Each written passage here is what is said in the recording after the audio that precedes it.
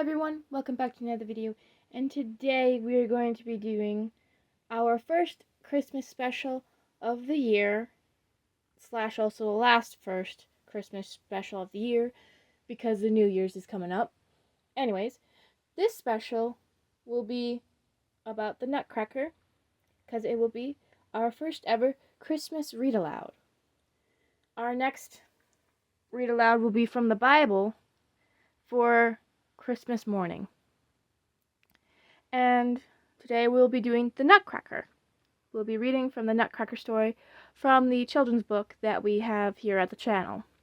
We do not own the stories, by the way, so we will put the book's name in the description down below to give credit to the authors or whoever wrote it. And yeah, today we'll be reading the Nutcracker. It was Christmas Eve. The Stanwell family was gathered around a tall Christmas tree that was beautifully decorated with glowing candles, candied apples, and sugar almonds. The children, Fritz and Mary, were playing with their new presents when a strange little man with a long white beard and a black patch over one eye entered the room. "Grandpapa Doslimer!" the children cried happily as they rushed to him. Despite his odd appearance, their godfather was very kind and clever. He could fix any watch or clock. He had made them many remarkable toys, too. "Merry Christmas," said Godpapa Drosselmer as he handed each child a present. Fritz's gift was a set of tin soldiers, each carrying a handsome sword. Mary's gift was a little wooden man in a bright red uniform. "Please take good care of this little fellow, Mary," her godfather said solemnly. "He means a great deal to me." Mary took the little man in her arms. Despite his elegant uniform and bright paint, he was rather ugly. His head was far too big for his body, and his mouth cut from ear to ear. "Why, it's a nutcracker!" cried her father. Then he showed Mary how to put a nut in the little man's mouth and shut it tight. There was a quick crack, and the nutshell fell to the floor. Mary hugged the nutcracker. "Thank you, Grandpapa," she cried. "He is my favorite present." "How can you like such an ugly fellow?" said Fritz scornfully. "Don't say that," cried Mary. "You'll hurt his feelings." "I'm afraid Fritz is right," Godpapa Drosselmer said. "Our poor Nutcracker is rather ugly. If you like, I'll tell you the story of how ugliness came into his family." "Oh, please do," begged the children. "Very well," began their godfather, "and this is the tale he told. Many years ago there lived a king who had a very beautiful daughter. Her name was Princess Pirlipat. She had golden hair and rosy cheeks. Her father adored her, and one year he planned a great feast in honor of her birthday. Now the king was very fond of sausages, and the queen always made them herself. So in honor of the celebration, the king asked his wife to make 300 of her best sausages.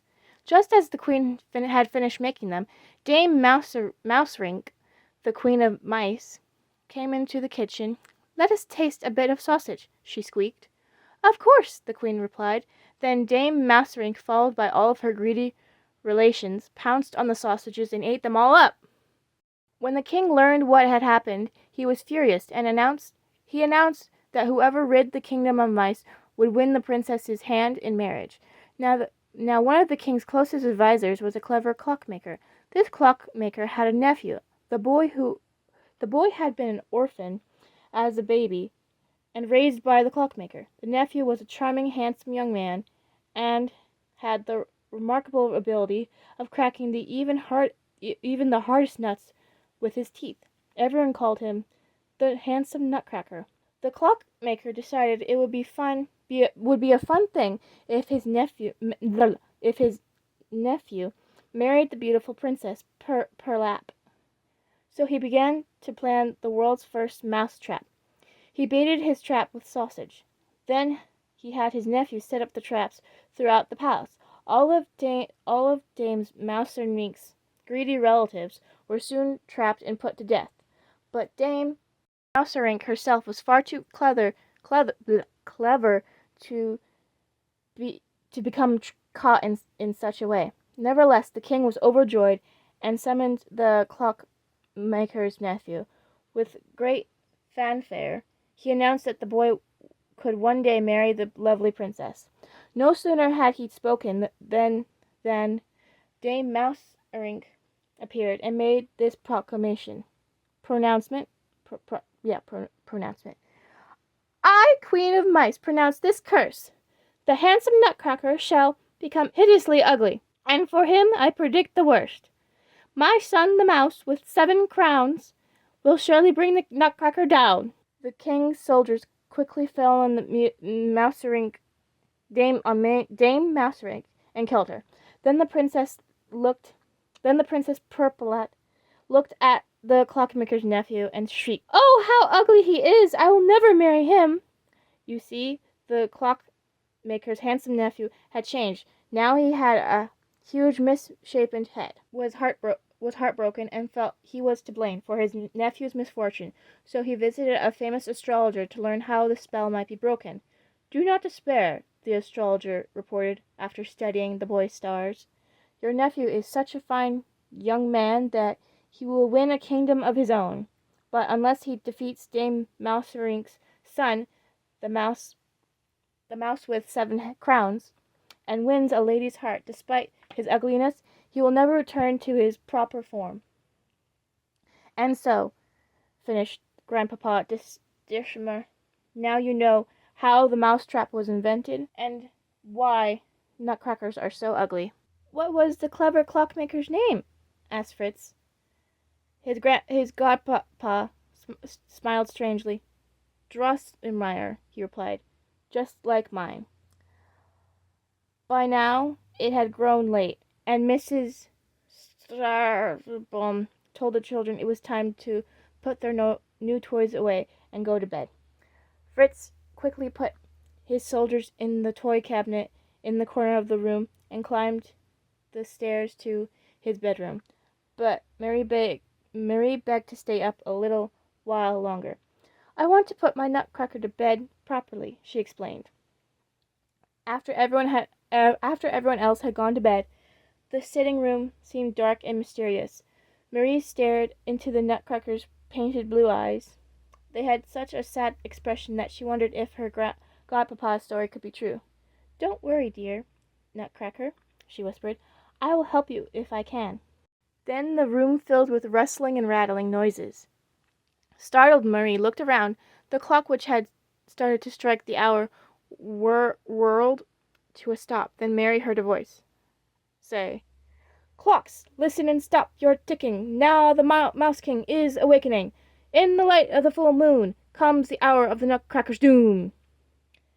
At that, hundreds of mice began squeezing through all the cracks in the wall and floor. They organized themselves into troops and marched in place. Then the floor cracked open, and from the crack rose a horrible creature, a mouse with 7 heads. The 7 heads grew from one huge body, and each topped by a shiny crown. The 7 heads called the mouse army to order, and they began marching towards the toy cabinet. Mary was terrified, but then she heard another voice cry, "Awake, for the hour has come when we must fight for our kingdom. Come, toys, and follow me. The Nutcracker calls to thee." Then the Nutcracker came marching out of the cabinet with his sword drawn. Mary's toys and Fritz's tin soldiers leaped down from their shelves in the cabinet and followed him. They were joined by the teddy bears, the puppets, and the stuffed cotton clown. With the Nutcracker leading, the toys bravely advanced towards the Mouse King's army. Fritz's tin soldiers loaded their cannons with lemon drops and hazelnuts and fired at the mice. But little by little, the mice gained the advantage. They bit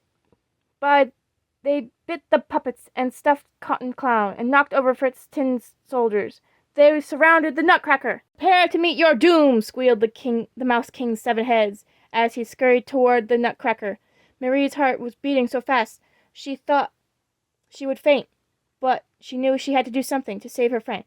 So she took off her shoe and threw it at the Mouse King. Then everyone around her seemed to grow dark, and she fell to the floor. Then, when she opened her eyes, all traces of the battle had vanished. The Nutcracker stood beside her, holding his sword in one hand, and the Mouse King and in one holding his sword in one hand, and the Mouse King the Mouse King's 7 crowns in the other. "Dear Miss Stalabum," he said, thank you, thanks to your courage, I was saved from certain death. Please come with me. I have marvelous things to show you." Then he helped Marie to her feet and opened the door of the toy cabinet. To her amazement, Marie found that she was small enough to step inside the toy cabinet. A bright light washed over her. Then she found herself in a meadow that glittered with a rainbow of colors. This is Candy Meadow," the Nutcracker said. "We are in my kingdom, which is called Toyland." He led Mary through a gate made of raisins and almonds and down a road of brightly colored hard candies. Soon they were in a gingerbread town where gingerbread men and women waved at them as they passed. They came to another town. This was one made of spun sugar and dainty china, and glass people sang to them. Now we must cross Lake Rosa to the capital of Toyland," Nutcracker said.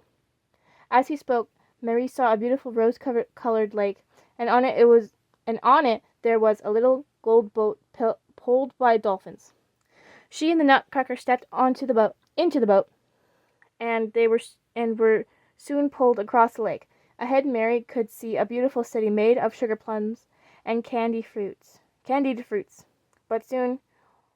But most wonderful of all was a lofty castle with tall rose-colored spires. "This is my home, Marzipan Castle," said the Nutcracker. Elegantly dressed little dolls greeted them. "Hail to the King of Toyland!" Up till then, Mary had been too dazzled by everything she saw to say a word. Now she turned to the Nutcracker and cried, "Then Godpapa's story is true, and you are his nephew?" "Yes," replied the Nutcracker. "With your help I have defeated the Mouse King and won back my kingdom. And yet," he sighed so sorrowfully that Marie was sure he must be thinking of the lovely Princess Perlap who had refused his hand. I don't understand why the princess was so mean," Marie said, feeling very sad for the Nutcracker. "I would have remained your friend and companion no matter what you looked like. I would not have minded one bit if you were in the shape of a Nutcracker."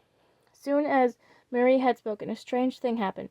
The castle around her wavered and then disappeared, and Mary felt as if she were falling and falling. When she landed, she was lying in her own bed, and her mother was standing over her. "Wake up, sleepyhead," Mother said. "It is Christmas morning." "Oh, Mother," Mary said, "so much has happened." And she told her mother about the Nutcracker and the Mouse King and her visit to Toyland. You have had a long, beautiful dream," her mother said. "But now you must get up. We have Godpapa Drosselmeyer is here with his nephew." Mary quickly dressed and ran downstairs. In the sitting room, besides the toy cabinet, stood her godpapa. Beside him was a handsome young man, just her age. His eyes were blue and kind as those of her own dear Nutcracker. Mary knew that she had not been dreaming after all. Godpapa Drosselmeyer left the 2 children alone. Then his nephew knelt before Mary. "Dear Mary Stanblum," he said, "by pledging to be my friend despite my ugliness, you have broken Dame Mouserink's curse. Now I beg you to be my friend always and to rule with me over my kingdom." Mary smiled and said, "Oh, yes!" And when she was grown up, she married young Drosselmeyer, and then they went to the Marzipan Castle, and today they still rule over the magical kingdom of Toyland. Thank you for listening and reading with us the Nutcracker story for this Christmas Eve. I hope you enjoyed this video. Like, comment, and subscribe. Hit the notification bell when you want to be notified about another video. And again, thank you for watching. And stay tuned for the next Christmas special tomorrow on Christmas morning. And again, thank you for watching.